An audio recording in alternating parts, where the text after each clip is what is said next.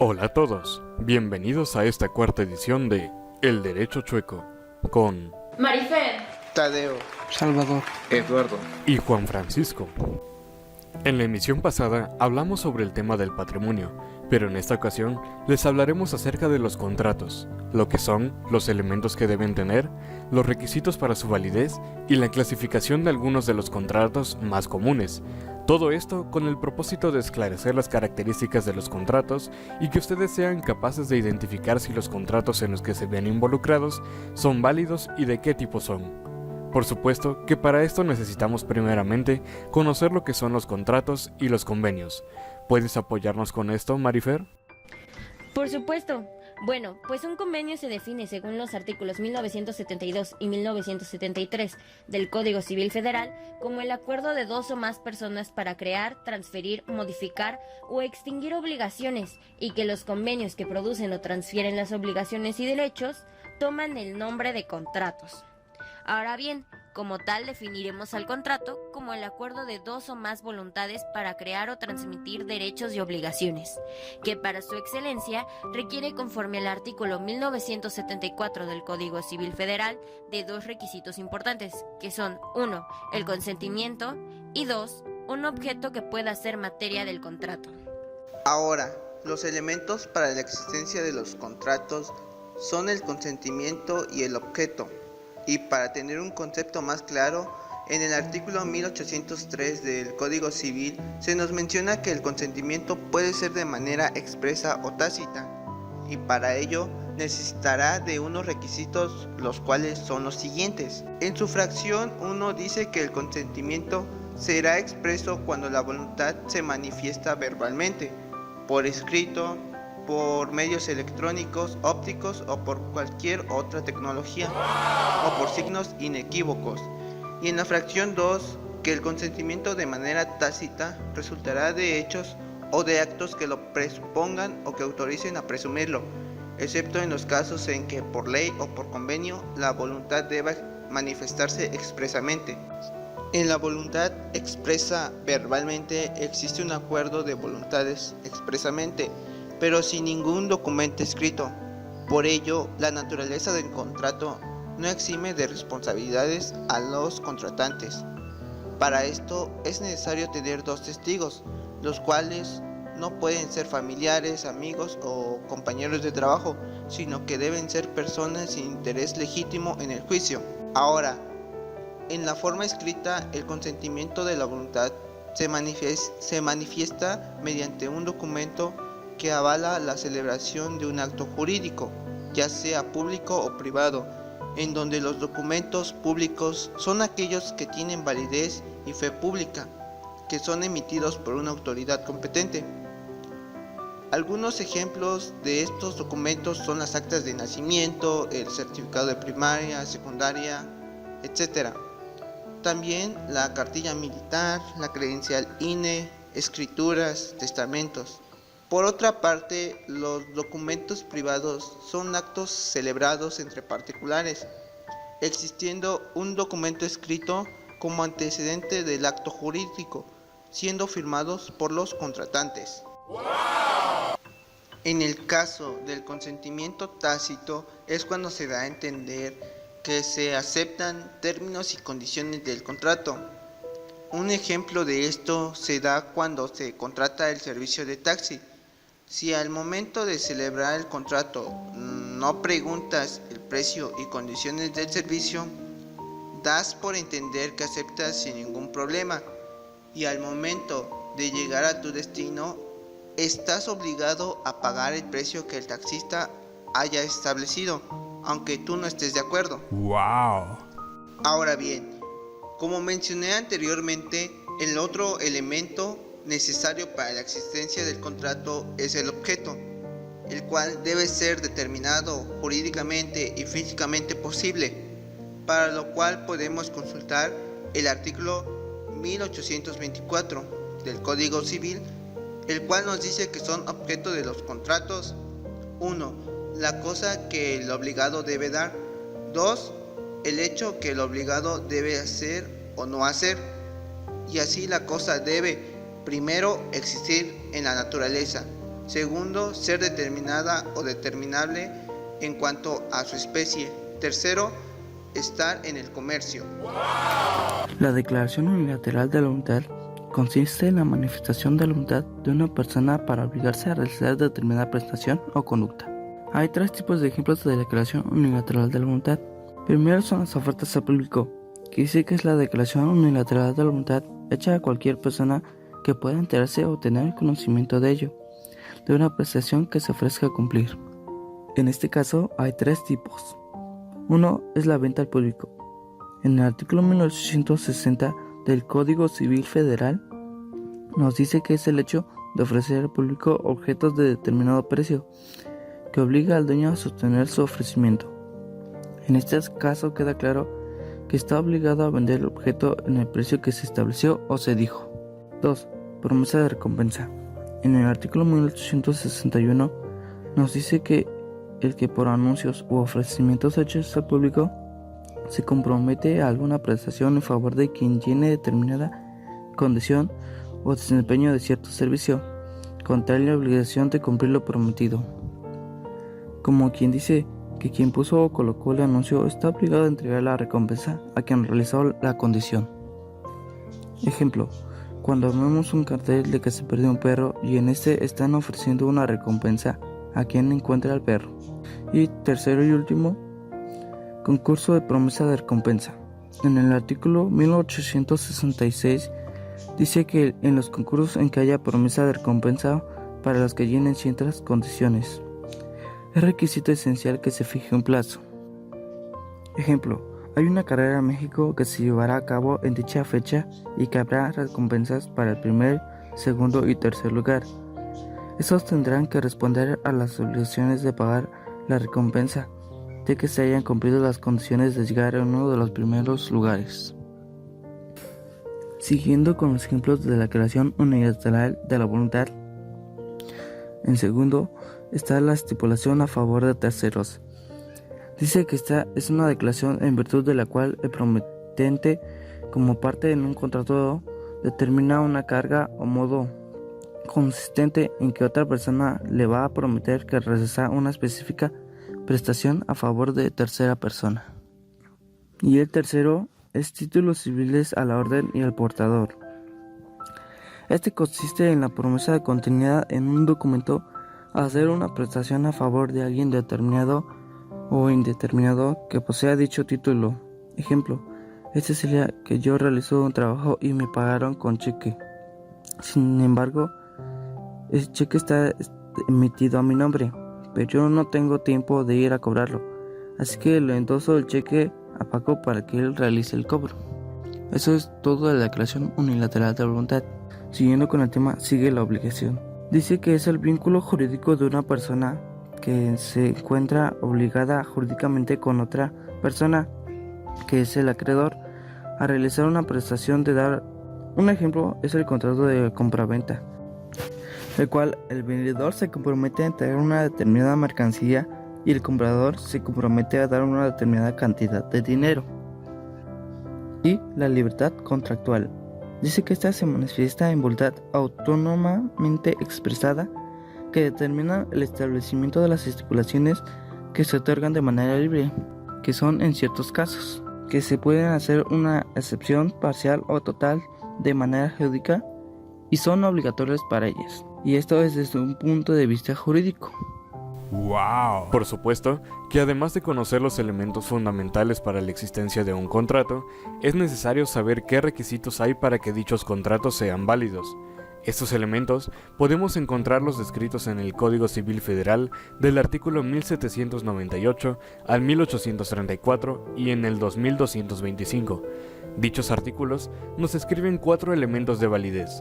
El primero es la capacidad, la cual deben poseer las partes involucradas para responsabilizarse de sus actos, siendo hábiles para contratar todas las personas no exceptuadas por la ley. El segundo es la forma, que se refiere a la manera y términos en que las partes involucradas se obligan a cumplir con su parte del trato, sin requerir formalidades determinadas, de manera que el acuerdo podría realizarse incluso de palabra únicamente, lo cual sería difícil de comprobar en casos controversiales, pero en primera instancia es válido. El tercer elemento es la ausencia de vicios, pues un contrato no puede ser válido si existen situaciones de violencia, lesión, dolo o mala fe, pero de estos casos les hablará más adelante mi compañero Lalo. Y el cuarto y último elemento es la ilicitud, que se refiere a que el contrato debe celebrarse cumpliendo con las leyes del orden público y las buenas costumbres, o de lo contrario, se considerará nulo e ilícito, refiriéndonos con esto a que, por ejemplo, no se le puede solicitar a alguien dentro de un contrato que robe un banco o que detone una bomba para cumplir con su parte del trato, pues esto claramente es ilícito. Pero, volviendo a lo que mencionaba anteriormente, Lalo, ¿podrías explicarnos cuáles son los vicios del consentimiento que existen? Claro que sí, Paco. Para esto utilizaré el Código Civil del artículo 1812 al 1823. Empecemos con qué es el dolo. Se entiende por dolo en los contratos cualquier sugestión o artificio que se emplee para inducir a error o mantener en él alguno de los contratantes. Y por mala fe, la disimulación del error de uno de los contratantes es una vez conocido. Existe el dolo de mala fe y este proviene de un tercero sabiendo que la cosa tiene un error, anula el contrato si es que es causa determinante de este acto jurídico.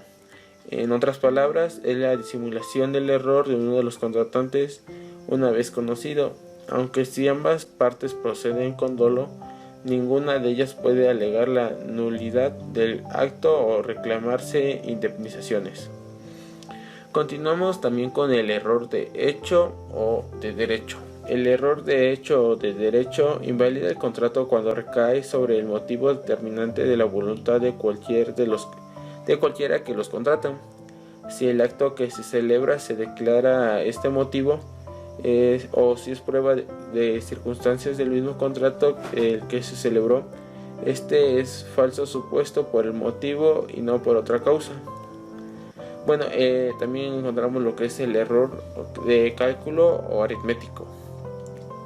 El error de cálculo se da lugar a que se rectifique la cosa, y esto pues regularmente lo encontramos cuando compramos por internet, ya que muchas de las veces pues nos verificamos las medidas y puede que nos llegue un producto más pequeño o más grande de lo que esperábamos. Continuando con pues estos errores, pues encontramos el de violencia. El contrato es nulo celebrado por violencia, ya que sea que provenga por alguno de los contratantes o por algún tercero interesado o no en el contrato. Pero ¿cuándo hay violencia? Hay violencia cuando se emplea fuerza física o amenazas que importen peligro de perder la vida, la honra, la libertad, la salud o una parte considerable de bienes del contratante, de su cónyuge, de sus descendientes o sus parientes colaterales dentro de segundo grado. Y por último existe por temor reverencial. ¿Qué es esto del temor reverencial? Este temor de degradar a las personas a quienes se le debe sumisión y respeto no basta con vacilar en el consentimiento, ya sea que por ejemplo un patrón mande a un obrero y esté amenazado porque pues es mayor, o en el caso de los soldados que sabemos que tienen un mayor y deben que obedecer. ¡Wow! Bueno, y ahora que ya conocemos lo que son los contratos, los elementos de su existencia y los requisitos para su validez, entonces ahora podemos pasar a mencionar algunos de los tipos de contratos que existen. Primeramente, según la doctrina. Dentro de la clasificación de los contratos según la doctrina tenemos los preliminares, que son aquellos cuyo objetivo es la celebración de un contrato a futuro, es decir, de otra manera, la promesa de un contrato. Por ende, estos pueden ser en su mayoría promesas o tratos de eventos futuros, tales como conciertos, shows en vivo, etc. Tenemos también los unilaterales, que son cuando solo una de las partes contratantes queda obligada con la celebración del contrato, es decir, que solo el deudor cumple con las obligaciones que crea el contrato. También existen las bilaterales, en las cuales el contrato hace acreedores de derechos y obligaciones a ambos contratantes.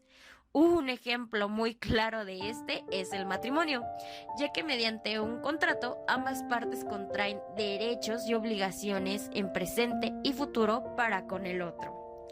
Lo sé, suena muy romántico. Otro tipo de contratos, según la doctrina, son los principales, que son aquellos contratos en donde su existencia no depende de otro contrato. Es decir, subsisten por sí mismos, tienen una vida propia e independiente. Un ejemplo de ellos es la compraventa mercantil de un bien inmueble, de un automóvil, etc. O también puede ser un contrato de arrendamiento. En ambos ejemplos, los contratos existen por sí mismos sin necesidad de otro. Accesorios pueden ser llamados también de garantía.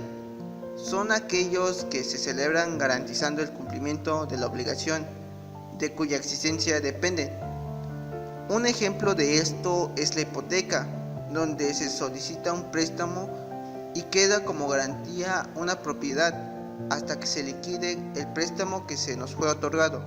Por otro lado, si no se logra liquidar el préstamo, la propiedad pasa a ser del acreedor, el cual no está obligado a devolver el dinero que el deudor le fue dando para liquidar el préstamo. Conmutativos son aquellos contratos en donde cuyos alcances o beneficios se conocen por los contratantes desde su celebración. Un ejemplo de ellos son la compraventa y el arrendamiento, que al celebrarlos ya se conocen los beneficios o alcances que se obtendrán.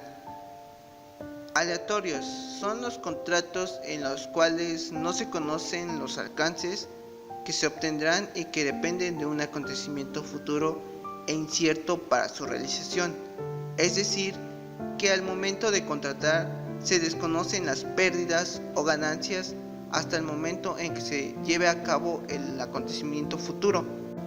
Ejemplo de este tipo de contrato son las apuestas, los juegos, renta vitalicia, contratar un seguro, comprar acciones en una empresa, la compra de esperanza, que según en el artículo 2792 del Código Civil nos dice que es el contrato que tiene por objeto adquirir por una cantidad determinada los frutos que una cosa produzca en el tiempo fijado, tomando el comprador para sí el riesgo de que esos frutos no lleguen a existir, o bien los productos inciertos de un hecho que puedan estimarse en dinero. El vendedor tiene derecho al precio, aunque no lleguen a existir los frutos o productos comprados. Contrato oneroso. Dice que ese es un tipo de contrato en que ambas partes tienen obligaciones y ventajas económicas recíprocamente. ¿Qué quiere decir esto? Que en ambas partes los dos salen ganando. Unos ejemplos de estos son la compraventa, el arrendamiento y el contrato de trabajo. Contratos gratuitos, que son aquellos que tienen por objeto la libertad o beneficio, pues se da algo sin recibir nada a cambio. En el beneficio es para una sola de las partes. Un ejemplo de los contratos gratuitos son el comodato, que es un contrato en que una de las partes le entrega a otra gratuitamente una especie de mueble o raíz. Y otro ejemplo podrían ser las donaciones, que es un contrato a través del cual se transfiere de manera gratuita un bien a otra persona que acepta dicha transferencia. Contrato instantáneo es cuando dice que son aquellos que se cumplen en el mismo momento en que se celebran, es decir, su cumplimiento se lleva a cabo en un solo acto. En este caso, un ejemplo sería el contrato de venta al contado, como cuando vendes un producto y te pagan. Contrato de tracto sucesivo. Este es aquel en que un cumplimiento de las prestaciones se realiza en un periodo determinado, y estos pueden ser de tres tipos. Ejecución continua. Se ejecutan en un tiempo, pero sin interrupción. Por ejemplo, cuando nos cobran cada mes servicios como la luz, el agua, el internet. Otro es la ejecución periódica. Se producen diferentes prestaciones repartidas en el tiempo de intervalos iguales. Y el último es la ejecución intermitente. Se alargan en un tiempo, pero esta es la solicitud de algunas de las partes. Ejemplo, cuando un proveedor que te trae la mercancía cuando tú se la solicitas. Encontramos también lo que son los contratos nominados, lo cual se refiere a los contratos que están regulados por el Código Civil Federal, por el cual entonces los contratos innominados son aquellos contratos informales que no están regulados por el Código Civil Federal, pudiendo tratarse incluso de un contrato informal hecho a mano siempre y cuando cumpla con los elementos y requisitos necesarios para su existencia y validez. Además, encontramos lo que son los contratos reales, lo que se refiere a aquellos contratos que requieren de la entrega de la cosa en el acto o de pronta manera. ¡Wow! Pero aún hay más. Los contratos consensuales son aquellos que quedan concluidos con todos sus efectos desde que las partes se ponen de acuerdo, aún antes de la entrega de la cosa material del contrato. Es el caso de la compraventa. Es un típico contrato consensual. Existen también los formales. ¿Qué son los contratos formales? Los previstos en el artículo 1280 del Código Civil, como las capitulaciones matrimoniales o el poder para los pleitos que se deben ser otorgados en documentos públicos y otros como la hipoteca. Este es de los artículos 1875 o la donación de inmuebles en el artículo 633. Además existen los contratos solemnes. Un contrato solemne es cuando hay más del consentimiento. La ley requiere de la observancia de las formalidades, de manera que sin ellas el contrato no produce ningún efecto civil. Asimismo, podemos encontrar otras clasificaciones de contratos. Compañeros, ¿cuáles son estas? Existen varias clasificaciones, pero una de las que considero más importantes o más usuales son los contratos de transmisión de dominio, que pueden ser contratos de compraventa, por los que una persona llamada vendedor se obliga a sí misma a transferirle a otra persona, denominada comprador, la propiedad de una cosa o de un derecho, mientras que el comprador, a su vez, se obliga a pagar por ellos un precio determinado. En el artículo 2248 del Código Civil Federal se marca como que habrá compraventa cuando uno de los contratantes se obliga a transferir la propiedad de una cosa o de un derecho y el otro a su vez se obliga a pagar por ellos un precio cierto y en dinero. Este tipo de contrato se conforma de 3 elementos, que son, primero, el consentimiento de las partes, es decir, tanto el vendedor como el comprador. Segundo, la cosa materia del contrato, que debe cumplir con las características del objeto jurídico, de las cuales ya se ha hablado anteriormente en el podcast.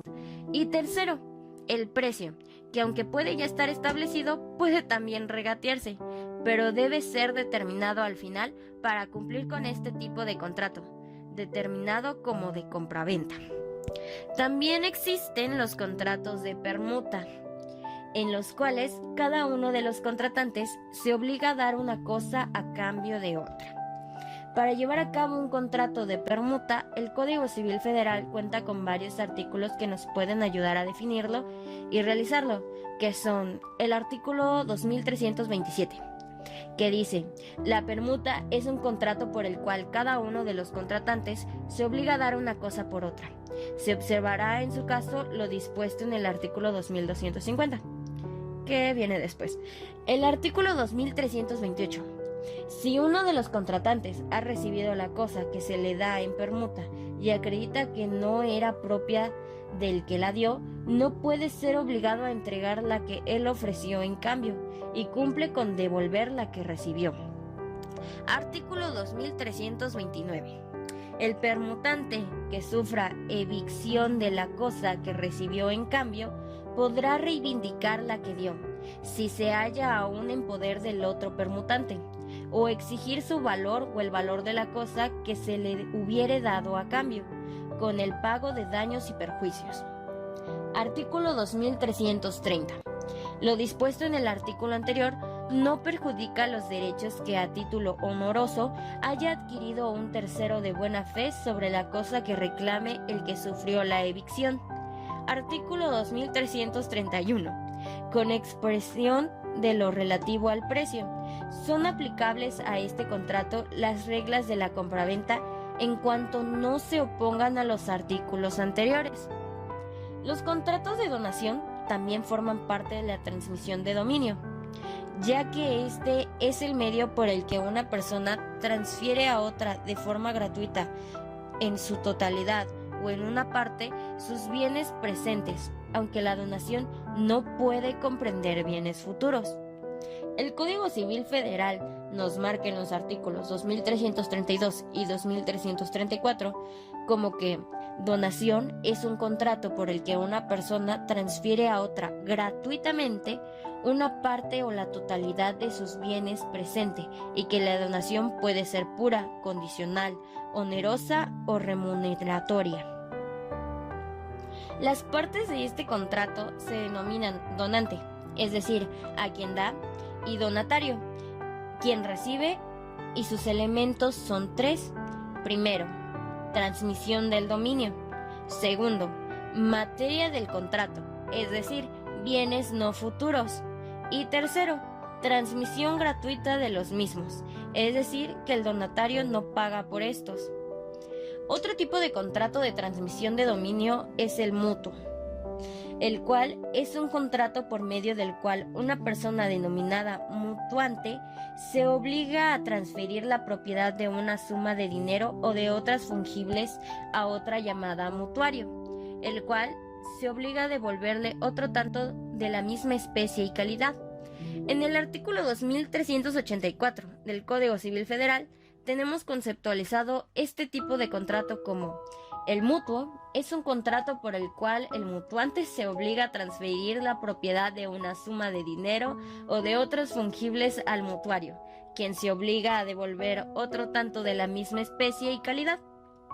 Los elementos de este contrato son la transferencia del dominio de bienes, que dicha transferencia sea gratuita, que los bienes sean consumibles y que se restituyan por otros de la misma especie, calidad y cantidad.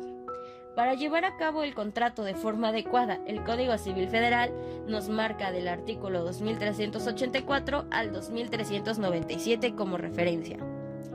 Otra clasificación de los contratos son los contratos de transmisión de uso, en los cuales tenemos el comodato y el arrendamiento. El artículo 2497 del Código Civil Federal nos dice que el comodato es un contrato por el cual uno de los contratantes se obliga a conceder gratuitamente el uso de una cosa no fungible y el otro contrae la obligación de restituirla individualmente. Es decir, que dentro de los contratantes uno concede de forma gratuita el uso de una cosa no fungible y el otro contrae la obligación de restituirla de forma individual. Los elementos de este contrato son: primero, el comodante, es decir, quien conserva la propiedad de la cosa prestada, ejercitando la acción reivindicatoria sin perjudicar a la derivada del contrato. Segundo, el comodatario. Este puede usar la cosa prestada pero sin recibir los frutos. Está obligado a conservar la cosa con la diligencia de un buen padre de familia y por tanto a satisfacer los gastos necesarios para su uso. Este se compone de tres elementos, que son el préstamo gratuito, el uso de una cosa no fungible, ya por naturaleza, ya que así se haya convenido, y la prohibición para el comodatario de hacer suyos los frutos y acciones de la cosa. En el Código Civil Federal podemos encontrar a detalle el comodato desde el artículo 2497 al 2515. El arrendamiento es el contrato por el que ambas partes se obligan recíprocamente, una a conceder el uso o goce temporal de una cosa y la otra a pagar por ese uso o goce un precio cierto. Y el Código Civil Federal nos dice en el artículo 2398 que hay arrendamiento cuando las dos partes contratantes se obligan recíprocamente, una a conceder el uso del goce temporal de una cosa y la otra, a pagar por ese uso o goce un precio cierto. El arrendamiento no puede exceder de 10 años para las fincas destinadas a habitación y de 20 años para las fincas destinadas al comercio o a la industria. Por lo cual, las partes que intervienen en este contrato se determinan respectivamente como arrendador, al que da el arrendamiento, y arrendatario, a quien lo recibe. Los elementos de este contrato son el uso o goce de una cosa no fungible ni consumible, sino oneroso, es decir, que incluye o implica conmutación de prestaciones recíprocas, en oposición a lo lucrativo, ya que es la contratación de la obligación con este y el precio cierto, y determinado, denominado como renta. Este viene explicado en el Código Civil Federal del artículo 2398 al 2496. Aunque la renta es un modo de transmisión de uso de un bien, en este se puede dar la prescripción positiva o adquisitiva. Esto proviene del llamado usucapion, que data de hace aproximadamente 2000 años en el derecho romano, y que se determina como una forma en la que se puede adquirir una propiedad por medio de la conversión del poseedor de un bien por el transcurso del tiempo. Actualmente, para poder usucapir determinados bienes, ya sean muebles o inmuebles, se requiere de un formalismo legal, el cual nos remite de nuevo al uso del Código Civil Federal, desde el artículo 1135 hasta el 1180. Para los bienes inmuebles podemos hacer uso del artículo 1152, que determina que los bienes inmuebles se perciben 1. En 5 años, cuando se poseen en concepto de propietario con buena fe, pacífica, continua y públicamente. 2. En 5 años, cuando los inmuebles hayan sido objeto de una inscripción de posesión. 3. En 10 años, cuando se poseen de mala fe, si la posesión es en concepto de propietario, pacífica, continua y pública. 4. Se aumentará en una tercera parte el tiempo señalado en las fracciones 1 y 3 si se demuestra, por quien tenga interés jurídico en ello, que el poseedor de finca rústica no la ha cultivado durante la mayor parte del tiempo que la ha poseído, o que por no haber hecho el poseedor de finca urbana las reparaciones necesarias, ésta ha permanecido deshabilitada la mayor parte del tiempo que ha estado en poder de aquel. Otra clasificación de los contratos son los de custodia, que son de forma bilateral, en donde una persona denominada depositario se obliga hacia otra persona llamada depositante a recibir una cosa, mueble o inmueble, que el depositante le confíe, y a guardarla para posteriormente restituirla o devolverla cuando lo pida el depositante. Esto de acuerdo al artículo 2516 del Código Civil Federal. Los elementos que debe de tener este tipo de contrato es la obligación por parte del depositario, que es recibir la cosa, mueble o inmueble, guardarla y conservarla desde el momento en que el depositante se la entregue. Y otro elemento es la restitución al depositante. En el contrato de custodia hay dos tipos de depósito, los cuales son los siguientes. El depósito voluntario, que es cuando el depositante queda libre de elementos de presión al momento de decidir si se constituye o no el depósito y de elegir la persona del depositario. Ahora bien, el depósito necesario se da cuando existe la presencia de un elemento ajeno a la voluntad del depositante, y este se convierte en un factor que determine la constitución del depósito, aun cuando se constituya en manos de un concreto depositario, de tal manera que en ausencia de este elemento el depositante no hubiera constituido el depósito o no lo hubiera hecho necesariamente en manos de ese depositario en particular. Contrato de prestación de servicios. Es un convenio con validez jurídica que establecen entre sí un prestador de servicios y un contratante, en el cual busca establecer las bases sobre las cuales se brindará un servicio a la remuneración del servicio. Hay tipos de contratos de prestación de servicios que les voy a mencionar. Uno de estos es la prestación de servicios profesionales. En el artículo 2606 del Código Civil Federal dice que es el que presta y el que recibe los servicios profesionales y pueden fijar un acuerdo común en la retribución debida por ellos. En un contrato de estos se tienen que incluir elementos indispensables como datos identificativos de las dos personas que intervienen en el contrato,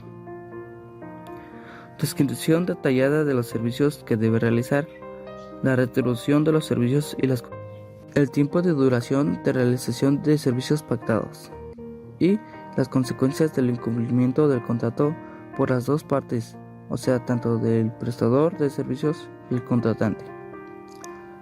Ya terminando otro sería el contrato de obras a precio alzado. En el artículo 2616 del Código Civil Federal dice que es el contrato de obras a precio alzado es cuando el empresario dirige a la obra y pone los materiales. Este está a favor del beneficio de otra que es el dueño o propietario, y este a su vez se obliga a pagar por ello a un determinado precio. Otros son los contratos de hospedaje. En el artículo 2666 dice que tiene lugar cuando alguno presta a otro albergue mediante la retribución convenida, comprendiéndose o no según su tipo, los alimentos y demás gastos que origina el hospedaje. ¡Wow! Existen también los contratos de gestión colectiva, que se refieren a la agrupación formal de personas con un mismo fin por medio de un contrato. Dentro de estos, podemos encontrar los de asociación civil, mediante el cual un grupo de personas se reúnen como persona moral, aportando esfuerzos y recursos con un fin común que no sea de carácter económico, es decir, buscan un beneficio social no lucrativo como lo es el Teletón. Y también encontramos los de sociedad civil, que pueden ser bilaterales o plurilaterales según el número de socios, pudiendo dársele formalidad al formularse ante notario público. Sin embargo, aunque al igual que en los de asociación civil se busca un fin común, en este sí se tienen fines de lucro, y por tanto, también es oneroso, pues todos los socios recibirán parte del beneficio de las ganancias. Bueno, pero yo quiero que continuemos con los contratos de garantía. ¿Qué son? Bueno, los contratos de garantía tienen por objeto garantizar a los acreedores contra la insolvencia de sus deudores. La ley reglamenta tres principales que son la fianza, la prenda y la hipoteca. ¿En qué consiste la fianza? En sentido general, pues la fianza es una garantía prestada por el cumplimiento de una obligación. Así, en el artículo 260 del Código Civil dice que el juez puede exigir al tutor de la constitución de fianza que asegure el cumplimiento de sus obligaciones y determinará la modalidad y cantidad de esta misma. Pero en un sentido más técnico, la fianza es la garantía personal que se contribuye asumiendo a un tercero el compromiso de responder del cumplimiento de la obligación, si no lo cumple el deudor principal. Además, pues pasamos a lo que es la prenda. La prenda es, en este contrato, lo que garantiza el cumplimiento de la obligación principal. Es un bien mueble que o bien se entrega al acreedor, esto se le llama prenda con desplazamiento posesorio, o bien permanece en poder del deudor o de un tercero. Esto en el artículo 2856 del Código Civil. En un contrato accesorio depende del cumplimiento de otro principal, como se ha indicado, y real, pues la prenda debe ser real, pues se perfecciona por la entrega de la cosa. Se necesita para constituir el contrato de la prenda que se ponga en posesión del acreedor o de un tercero de acuerdo común. En los artículos del 1863 al 1873 regulan específicamente lo que son la prenda, y por la ley del 16 de diciembre de 1956 sobre la hipoteca mobiliaria y la prenda sin desplazamiento de la posesión, lo que sería la prenda sin desplazamiento. A esto pues debemos saber qué significa hipotecar. Así como la fianza en un contrato de garantía personal, la hipoteca junto con la prenda forman parte del grupo de contratos de garantía real. Esto es en casos de incumplimiento por el deudor. No es el comportamiento de la persona, sino la entrega de la cosa o de sus frutos. Así Castan dice que se llama contratos de garantía real a los que tienen por obligación objeto afectar a la cosa del valor determinado al cumplimiento de la obligación, constituyendo sobre él el derecho real del accesorio de la obligación que asegura. La hipoteca es el aseguramiento del cumplimiento de la obligación principal. Se produce mediante la afectación de bienes inmuebles. Esto de tal manera que el acreedor pueda enajenar en casos de obligación principal que no sea satisfactoria o satisfecha por el deudor. Ordinariamente la obligación garantiza que un contrato de préstamo se asegura en los artículos 1874 y los siguientes del Código Civil, aunque los artículos del 1856 al 1852 dictan que las disposiciones generales para la hipoteca y la prenda. Y sigo con los contratos de adhesión. Un contrato de adhesión, de acuerdo con la Ley Federal de Protección al Consumidor, es un documento elaborado unilateralmente por el proveedor para establecer formatos uniformes, los términos y condiciones aplicables a la adquisición de un producto o la prestación de un servicio, cuando en dicho documento no contenga las cláusulas ordinarias de un contrato, pues no se considera pues un contrato de adhesión.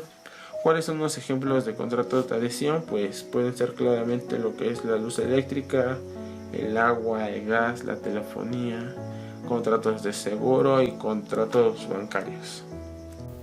Y finalmente, podemos encontrar los contratos aleatorios, los cuales dependen de un acontecimiento incierto. Algunos de estos son el juego y la apuesta, pues desde el momento en que se entra en el juego, se están aceptando las condiciones del trato a pesar de que sea incierto si se ganará o no. También lo es la renta vitalicia, en la cual, por medio del contrato, el deudor está obligado a pagar una pensión al acreedor o acreedores durante toda la vida de estos, ya sea entregando dinero, un mueble o incluso un inmueble. Y otro contrato aleatorio es la compra de esperanza, que se refiere al contrato de la compra de los frutos producidos a futuro por una cosa, a pesar de que sea desconocido si efectivamente serán producidos o si lo serán en la cantidad esperada, como puede ser la compra por anticipado de una cosecha antes de que ésta haya crecido, ya que se compra toda una producción que es incierto si se logrará o por lo menos si se logrará por completo. De verdad hay muchos tipos de contratos, pero ahora también sería interesante saber cuándo se considera que se incumple un contrato. Marifer, ¿podrías apoyarnos con esto? De forma cotidiana llevamos a cabo distintos tipos de contratos, ya sean verbales cuando nos relacionamos con otros, de forma escrita cuando buscamos que estos sean de cierta forma más formales, o de forma tácita, en la que nuestro modo de actuar y el de los demás se ven involucrados. Por eso es necesario que nosotros, no solo como estudiantes o trabajadores, etc., sino más importantes, como parte de una sociedad que gira alrededor de los tratos entre sus participantes, conozcamos no solo los tipos de contratos que existen para saber qué tipo de pacto o acuerdo estamos realizando, sino sus características, su importancia y el uso de cada uno para poder crear beneficios para todas las partes que se vean involucradas en estos. Y de esta manera evitar y prevenir el incumplimiento de estos para hacerlos valer ante la ley y ampararnos de esta en caso necesario. De forma personal, considero que necesitamos saber todo esto para fungir mejor nuestro rol en cada una de las partes que nos corresponden dentro de estos acuerdos, cada que nos veamos involucrados en ellos, y de esta manera velar por nuestros intereses de forma segura, eficaz, razonable y sobre todo legal, para que no solamente tengamos fe de lo que estamos haciendo, sino que realmente cumplamos nuestro papel dentro de estos y dentro de la sociedad. Habiendo visto todo esto, es momento de dar las conclusiones finales. De todo lo anteriormente expuesto, podemos concluir en que el contrato es un acuerdo que crea, transfiere, modifica y extingue derechos y obligaciones, como un acuerdo común entre un acreedor y un deudor, ya sean personas físicas o morales. Sin embargo, no necesariamente tienen que participar en su formulación ambas partes, sino que una sola persona puede estar involucrada, para lo cual es necesaria la existencia del consentimiento de las partes y del objeto del cual se dispondrá mediante el contrato. Asimismo, se requiere para su validez la presencia de la capacidad de las personas involucradas, así como una forma establecida para el acuerdo, generalmente verbal, por escrito o por un medio tecnológico válido, de la ausencia de vicios que puedan volver nulo al contrato, y de licitud en el acuerdo sin violar el orden público y las buenas costumbres. Además, conocimos bastantes tipos de contratos, de los cuales encontramos los unilaterales, bilaterales, principales, accesorios, conmutativos, aleatorios, onerosos, gratuitos, instantáneos, de tracto sucesivo, nominados, innominados, reales, consensuales, formales, solemnes, de transmisión de dominio, de transmisión de uso, de prescripción positiva o adquisitiva, de custodia, de prestación de servicios, de gestión colectiva, de garantía, de adhesión y aleatorios. Y de toda esta gama de contratos, como se habrán dado cuenta, muchos de estos se aplican en la vida diaria, principalmente en lo que respecta al comercio, pues todo el tiempo se realizan contratos, aunque no sea de manera escrita, para adquirir la posesión sobre distintos bienes, es decir, los contratos de compraventa, los cuales se encuentran dentro de la transmisión de dominio. Asimismo, es común el contrato de arrendamiento, en el cual ambas partes acuerdan el uso temporal de una cosa, como lo puede ser una cosa o determinado equipo o maquinaria a cambio de un bien, generalmente tratándose de dinero. También son comunes los contratos de prestación de servicios, como el contrato de hospedaje, en el cual se da albergue a una persona en un inmueble, además de que se le proporcionan otras cosas como alimentos a cambio de un beneficio. Muchas personas también requieren de realizar agrupaciones formales, buscando un mismo fin, requiriendo para esto de contratos de asociación civil y de sociedad civil, siendo muy comunes cuando se requiere crear una empresa. Otros contratos que son necesarios en ocasiones son el de fianza, en el que una persona se compromete a pagar una deuda, y el de hipoteca, que también representa una deuda a cierto plazo, requiriendo pagar un bien como lo es una casa. Y también podemos encontrarnos con contratos más informales, como las apuestas, en las que aunque no se hace un contrato escrito, sí estamos aceptando las condiciones, así que difícilmente podríamos hacer reclamaciones. Tengan cuidado con eso. Y también está el ofrecimiento de recompensas, pues es un contrato unilateral de primera instancia, pues cualquiera que cumpla las condiciones puede reclamar la recompensa. Por cierto, como ya habrán intuido, se debe tener cuidado con incumplir un contrato, ya sea por una parte o por ambas, pues dependiendo de lo estipulado, en este las consecuencias pueden llegar hasta la parte legal, como una demanda. Es por todo esto que es importante conocer lo que respecta a los contratos. De verdad, esperamos que esta información que acabamos de compartir les sea de utilidad. Recuerden que si tienen más dudas, pueden consultar el Código Civil Federal. Gracias por habernos escuchado y los esperamos la próxima vez en El Derecho Chueco.